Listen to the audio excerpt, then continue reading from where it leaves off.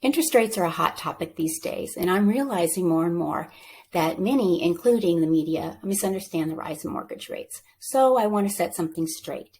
The Fed does not raise mortgage rates. Concerns of uncontrollable inflation causes mortgage rates to go up, and the Fed raises the Fed funds rate to try to get inflation under control.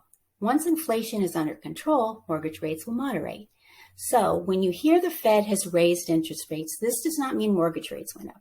It means the Fed raised the target interest rate that banks lend each other in order to meet their reserve requirements. This is a short-term, overnight rate that they lend to each other based on their current reserve needs, which can change daily depending on their amount of deposits, the withdrawals, the loans they give out, the loans that get repaid.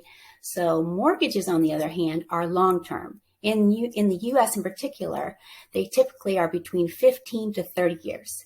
So therefore, lenders need to set an interest rate on a 15 or 30-year mortgage so that it keeps up with inflation. So let me give you a very real example using our gas prices, which have been very impacted by inflationary pressures lately. Let's say back in 2010, you lent a friend a car to use. As long as they reimbursed you $2.75 a gallon, which was about the cost of gas back then. 12 years later, your friend is still using your car and paying you the $2.75 a gallon that you agreed on. But gas is now costing you almost double that.